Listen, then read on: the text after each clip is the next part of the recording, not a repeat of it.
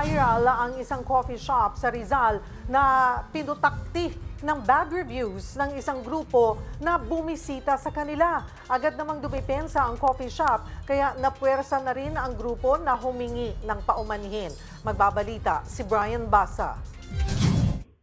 Unti-unti ang pagdating ng customer sa coffee shop na ito sa Taytay Rizal. Unang dumating ang dalawang lalaki pasado alas 4 ng hapon. Sinundan sila ng isa pa. Magkakakilala pala sila.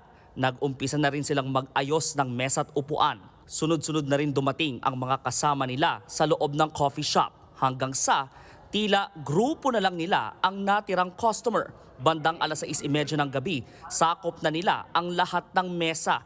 At pagpatak ng alas 7, nag-prayer meeting na ang grupo. Kita pa ngang nakayuko ang kanilang mga ulo na parang nagdinilay. Nagkahingian pa nga ng donasyon sa loob ng coffee shop. Mag-aalas 8 na nang umalis ang grupo. Sa liit ng coffee shop na to, 18 tao lang talaga dapat ang kasya sa loft area. Pero nung araw na yon, umabot sa 20 ang nagsiksikan dito. At wala pa silang reservation sa cafe. Halos 4 na oras na malagi sa cafe ang grupo na tumapat pa sa peak hours. Hindi tuloy makatanggap ng dagdag pa sanang customers ang coffee shop. Katulad namin, small business lang. Tapos may maninira pa. Mahirap po tayong umangat eh. Pinakiusapan na lang din ng staff ang grupo na magpasintabi sa isang reservation bandang alas 8 ng gabi. Bumaba naman sila. Pero pagbaba nila, wala man lang silang sabi. Diretso baba lang. May bumalik pang isa at nagreklamong hindi raw na-serve ang in-order niyang kape. May pinakita siyang receipt. Sakto nandito ako. Pinakita ko rin yung CCTV footage na na-serve lahat ng orders nila.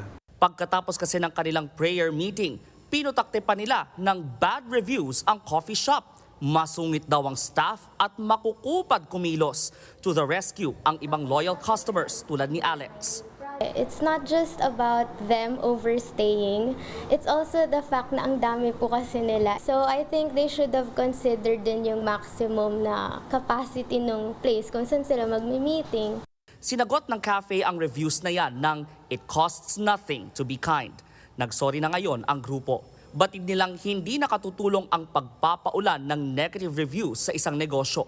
Sabi ng cafe management, hindi na sila direktang kinausap ng grupo. Pero apology accepted naman daw. Basta sa uulitin, magpasabi lang kung tatambay ng matagal sa cafe. Pinag-aaralan ng management kung magtatakda na sila ng limit sa staying hours ng customer. Pero sa tanong kung pwede pang makabalik sa cafe ang grupo, Welcome pa rin sila. mula sa Taytay Rizal para sa 1PH, Brian Basa, News 5.